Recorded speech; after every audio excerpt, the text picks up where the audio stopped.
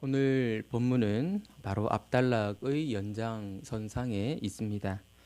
애국왕 바로의 군대가 출동했다는 소문이 들리자 바벨론 군대가 예루살렘을 떠나는 철수하는 일이 일어났습니다. 아마도 예루살렘에 살고 있던 주민들은 역시 애굽이야 그런 말을 서로 주고받았을 것입니다. 그러나 하나님은 예레미야에게 바벨론은 반드시 다시 돌아올 것이고 예루살렘을 파괴하고야 말 것이라고 말씀해 주셨습니다. 일시적이긴 했지만 바벨론이 철수했기 때문에 예루살렘에 살고 있던 사람들은 성 밖으로 나갈 수 있는 그런 여유가 주어졌습니다. 예레미야도 베냐민 땅으로 갈 일이 생겼는데요. 아마도 하나멜에게서 산 땅 문제를 해결하기 위해서 베냐민 땅으로 가고자 했던 것으로 보입니다. 그런데 문제가 발생했습니다. 예루살렘 북동쪽에 있는 즉 베냐민 땅으로 향하기 위해서 가야 되는 베냐민 문에서 경계를 서고 있던 군인들에게 체포되는 일이 일어났던 것입니다. 예레미야가 평소에 바벨론에 항복해야 한다고 주장했던 사실들을 이 군인들도 잘 알고 있었기 때문에 이 기회를 틈타서 바벨론에 항복하러 나간다라고 생각하고 예레미야를 체포했던 것입니다. 결국 예레미야는 예루살렘의 고관들에게 붙잡혀서 구덩이에 갇히는 그런 신세가 됩니다. 그런 중에 또 시드기야가 예레미야를 불러내어서 아주 희망적인 그런 메시지를 듣고자 했습니다.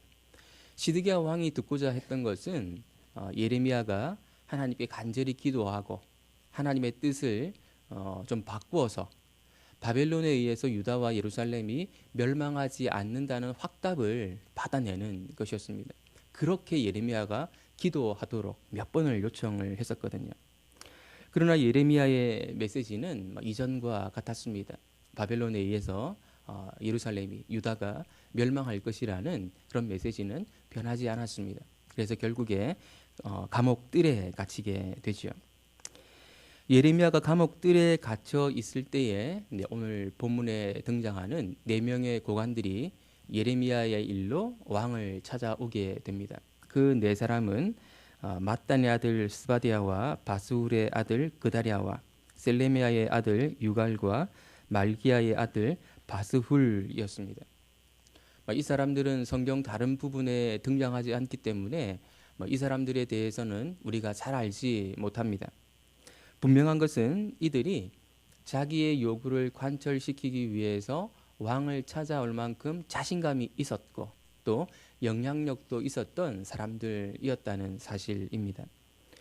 그들이 왕을 찾은 이유는 예레미야의 메시지를 듣고 분개했기 때문이었습니다.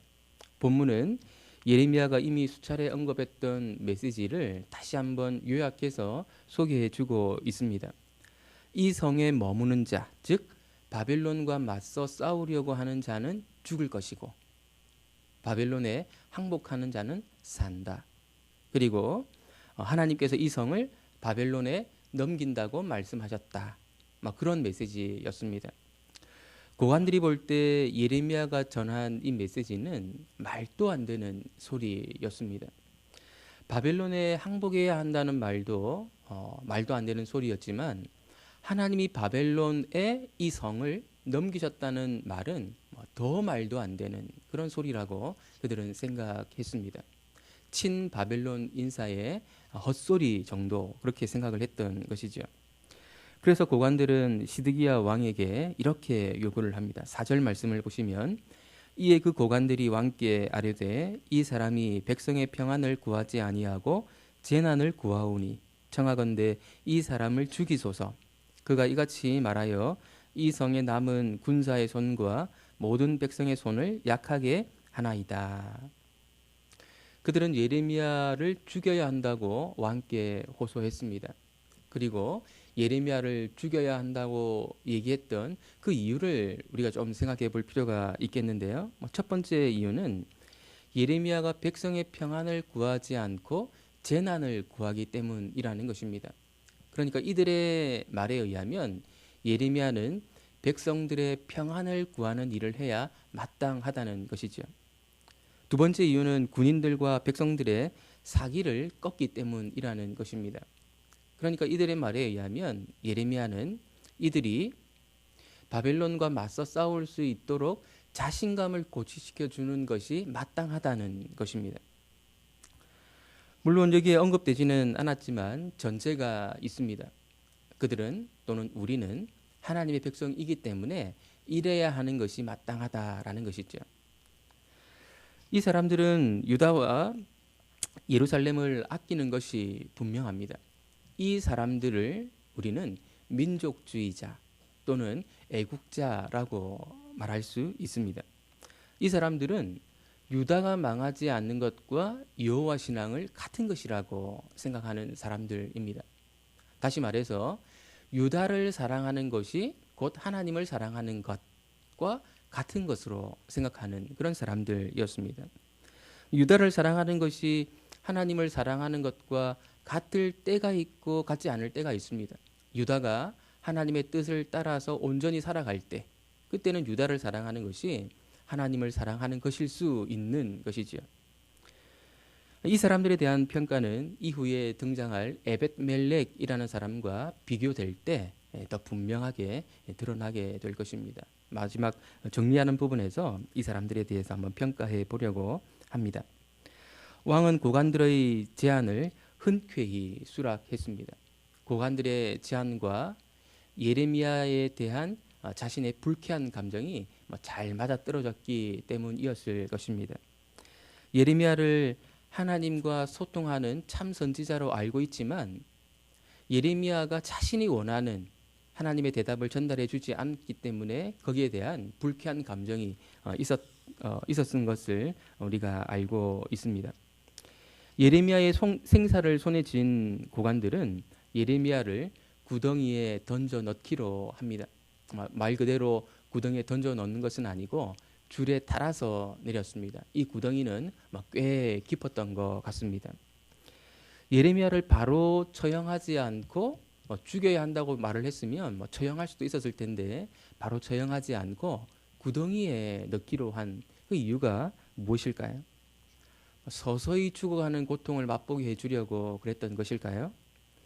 이 사람들은 예루살렘의 고관들, 즉 엘리트였다는 사실을 우리가 잘 알 필요가 있습니다. 율법을 모르지 않았을 것이고요. 사람들의 평판에도 둔감하지 않았을 것입니다.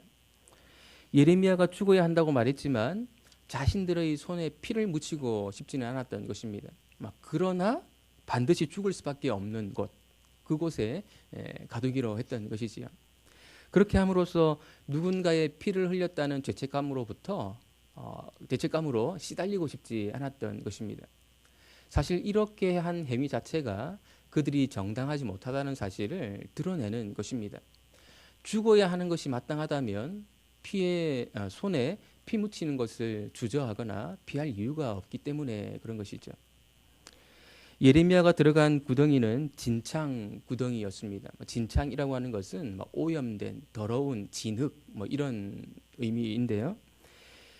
진흙 속에 완전히 가라앉지는 않겠지만 진흙 그 바닥 가운데에서 제대로 균형을 잡고 서 있기도 힘들 것이고 앉거나 또 눕거나 자는 일은 더더욱 불편하거나 힘들었을 것입니다.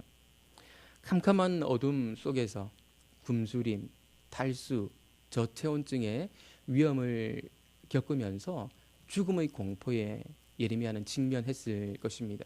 이러다 죽겠구나 그런 생각을 했을 것입니다. 하나님의 뜻대로 살려고 몸부림치는데도 일이 원하는 대로 잘 풀리지 않고 어려움이 계속되고 있다면 이 예레미야를 통해서 위로를 받으시기 바랍니다. 하나님의 뜻대로 부단히 살려고 애쓰고 하나님의 말씀을 바르게 전하려고 애쓰는 이 예레미야도 이런 고난을 당하고 있지 않습니까? 고관들이 예레미야를 구덩이에 던져 넣었다는 소식이 왕궁 내에 퍼졌습니다. 왕궁 내에서 내시의 일을 하고 있던 구스인 에벳멜렉이라는 사람의 귀에도 이 소문이 들렸습니다. 에벳멜렉이라고 하는 이름은 사람 이름이라기보다는 직함으로 보입니다. 왕의 종이라는 뜻입니다. 이 사람은 구스인이었는데요. 보통 에디오피아로 번역되는 그런 단어입니다. 그러니까 이집트보다도 더 아래쪽에 있는 아프리카 지역 출신이 바로 이 에벳멜렉의 고향이었습니다. 그는 아마도 흑인이었을 것으로 예상이 되는데요. 이 사람이 언제 어떻게 유다에 들어오게 되었는지, 예루살렘에 살게 되었는지 그것을 잘 알 수는 없습니다. 민수기를 보면 모세가 구스 여자를 아내로 취해서 미리암과 아론으로부터 비방받는 그런 내용이 나옵니다.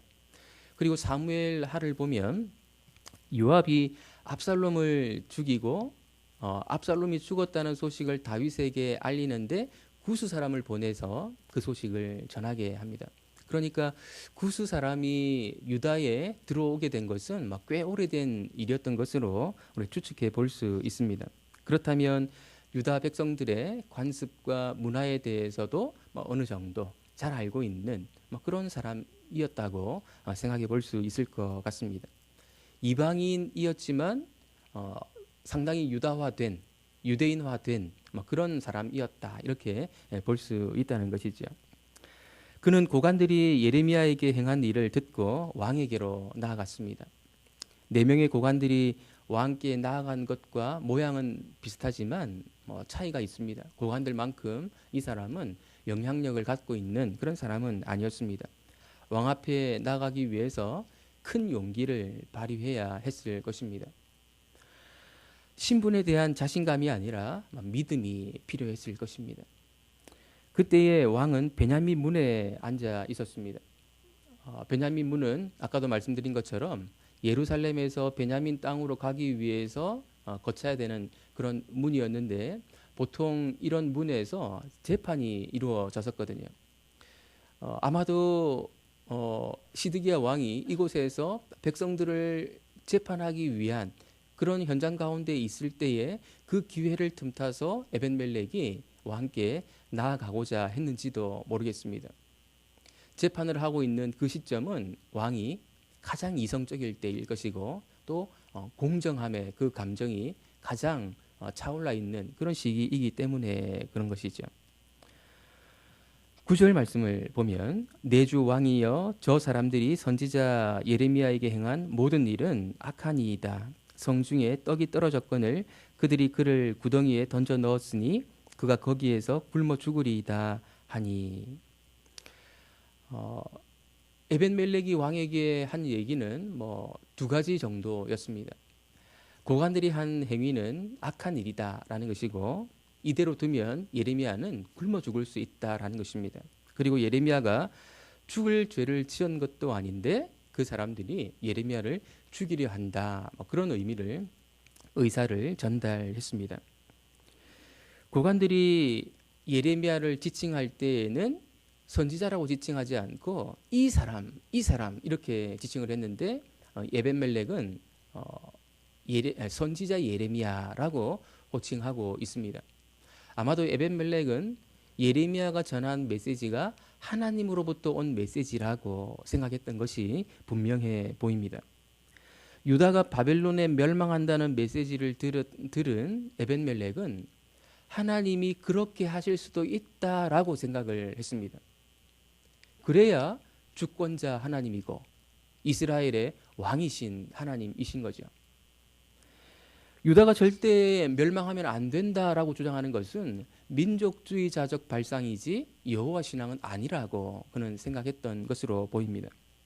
어쩌면 에벤멜렉이 정통 유대인 출신이 아니고 이방인이었기 때문에 유다의 상황에 대해서 보다 객관적으로 볼 수 있었는지도 모르겠습니다. 이방인의 눈에 볼 때에는 유다가 하나님께 범죄했고 그것 때문에 그들의 주권자이신 하나님이 또는 신이 자기 백성을 멸망시킬 수도 있다라고 하는 것을 보다 쉽게 받아들였을 수 있었던 것 같습니다.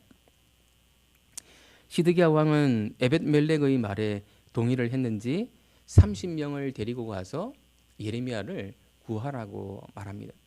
한 3명만 보내도 될 것 같은데 30명이나 되는 인원을 보낸 것은 또 자신이 예레미야를 구출하기 위해서 큰 은혜를 베풀었다라는 시위를 하기 위한 것으로 보입니다.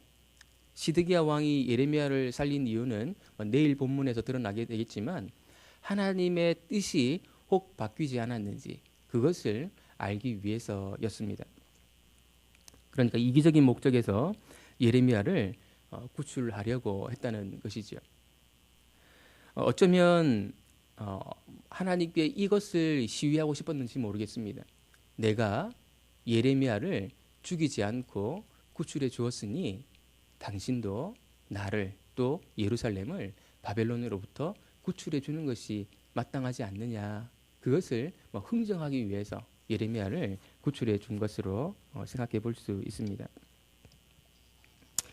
39장에 가면 하나님의 말씀대로 바벨론이 유다를 또 예루살렘을 파괴하는 내용이 소개가 됩니다. 시드기야 왕은 밤에 도망을 치려다가 바벨론 군인들에게 잡혀서 아주 비참하게 최후를 맞이하게 됩니다. 그리고 느부갓네살 왕은 예레미야를 풀어주어서 자유를 줍니다. 그런데 예레미야가 자유를 얻기 전에, 즉 감옥들에 여전히 갇혀 있을 때에 하나님의 말씀이 예레미야에게 임하는데요. 에벳멜렉과 관련해서 하나님께서 예레미야에게 주신 말씀이 있었습니다. 우리 그 부분을 같이 한번 찾아보겠습니다. 39장 16절에서 18절 말씀입니다. 39장 16절에서 18절. 네, 같이 한번 보겠습니다. 너는 가서 구스인 에벳멜렉에게 말하기를 만군의 여호와 이스라엘의 하나님의 말씀에 내가 이 성에 재난을 내리고 복을 내리지 아니하리라 한 나의 말이 그날에 내 눈앞에 이루리라. 여호와의 말씀이니라. 내가 그날에 너를 구원하리니 네가 그 두려워하는 사람들의 손에 넘겨지지 아니하리라. 내가 반드시 너를 구원할 것인즉 네가 칼에 죽지 아니하고 내가 노략물같이 내 목숨을 얻을 것이니 이는 네가 나를 믿었음이라. 여호와의 말씀이니라 하시더라. 하나님은 예레미야를 구했던 에벳멜렉이 그냥 멸망에 포함되어서 죽도록 내버려 두시지 않고 그를 구원하겠다 그렇게 말씀을 하셨습니다. 그리고 그 이유를 하나님은 이렇게 말씀하시는데요. 네가 나를 믿었음이라. 에벳멜렉이 하나님을 믿었기 때문에 이 재난 가운데에서 에벳멜렉을 하나님께서 구원해 주시겠다 그렇게 말씀하시는 것이죠. 하나님은 이방인인 에벳멜렉이 자신을 믿었다 이렇게 말씀을 하시는데요. 여기서 우리는 하나님을 믿는다고 하는 것이 무엇인가 하는 것에 대해서 다시 한번 생각해 보게 됩니다. 어쩌면 예레미야 서가 그것을 다시 한번 생각해 보도록 만드는 것이라고 말할 수 있습니다. 하나님께서 에벳멜렉에게 하신 말씀에 의하면 왕을 찾아왔던 고관들이나 시드기야 왕은 하나님을 믿은 것이 아닌 셈이 됩니다.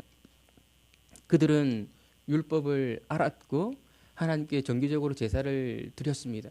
그리고 예루살렘을 사랑했습니다.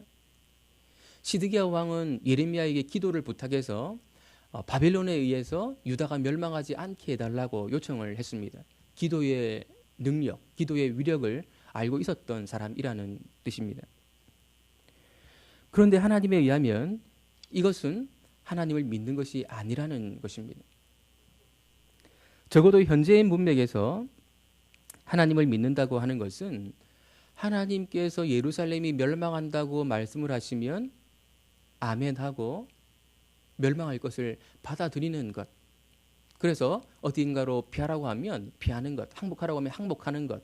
이것이 하나님을 믿는다는 의미라는 것입니다. 삶의 터전이기 때문에 예루살렘도 중요하지만 예루살렘보다도 예루살렘을 그들에게 주신 하나님이 더 중요하다는 사실을 진지하게 받아들이고 인정하는 것. 이것이 하나님을 믿는 것이다. 그렇게 예레미야서는 말하고 있습니다. 교회도 마찬가지입니다. 교회를 사랑하는 것은 합당한 일이지만 지나치게 우리 교회 하면서 하나님이 소외되는 것 같은 느낌을 들게 만드는 것은 잘못된 것이라는 것이죠. 마치 우리 교회가 하나님을 위해서 존재하는 것이 아니고 하나님이 우리 교회를 위해서 존재하는 것처럼 생각하게 만드는 뭐 그런 모습들이 종종 있습니다. 우리 교회는 뭐 안 그럴 수 있지만요. 제가 또 거쳐왔던 또 여러 교회들 가운데는 마치 하나님이 우리 교회를 위해 존재하는 것 같은 그런 느낌을 들게 만드는 그런 교회들이 있었거든요. 그렇게 되어서는 안 된다는 것입니다. 교회도 망할 수 있어야 되고 망할 수 있다는 사실을 교회가 또 성도들이 인정할 필요가 있습니다. 예수님이 머리가 되시지 않는 교회는 문을 닫아야 됩니다. 유력한 사람들이 교회를 이끌어가는 그런 교회도 교회 존재의 목적을 잃어버린 것이기 때문에 문을 닫는 것이 맞는 것입니다. 그래서 교회는 또는 성도들은 우리의 주권자가 누구이신가, 우리를 이끌어 가시는 분이 누구이신가 하는 부분들에 대해서 수시로 점검하고 확인할 필요가 있습니다. 성도 개인에게도 마찬가지인 것이죠. 나의 주인은 누구인가? 나를 위해서 하나님이 존재하시는 것인가? 아니면 하나님을 위해서 내가 있는 것인가? 그 부분들을 잘 생각하고 균형을, 중심을 잘 잡을 필요가 있는 것이죠. 오늘 하루도 우리 주님만을 나의 왕으로, 나의 주권자로, 나의 주인으로 모시고 살아가시는, 그래서 주객이 전도되지 않고 바른 관계, 바른 위치 속에서 살아가시는 저와 여러분들 되시기를 예수님의 이름으로 축원드립니다. 기도하겠습니다. 하나님 아버지, 유다의 고관들은 또 심지어 유다의 왕조차도 하나님이 자신들을 위해서 존재하는 것처럼 생각하는 우를 범했습니다. 하나님 아버지, 종종 우리도 그렇게 생각하지 않는지 우리 자신을 돌아보게 됩니다. 우리 교회가 하나님을 위해서 존재하는 것이고 하나님의 영광을 위해서 먹든지 마시든지 하는 것이 마땅한 것인데 마치 우리의 평안을 위해서 하나님이 계시는 것처럼 여겼던 때가 없었는지 돌아봅니다. 그러함으로 우리의 기도 제목이 이 시드기야의 기도 요청처럼 잘못된 모습으로 또 변질된 부분은 없는지 우리 자신을 돌아봅니다. 우리 하나님이 나의 왕이시며 또 내가 영광 돌려드려야 될 최고의 대상인 것을, 주체인 것을 잘 기억하고 오늘 하루 살아갈 때 주님과 온전한 관계 속에서 살아가는 나의 주 되심을 인정하고 살아가는 하루 되도록 은혜 내려 주옵소서. 예수님의 이름으로 기도드립니다. 아멘. 하늘에 계신 우리 아버지여,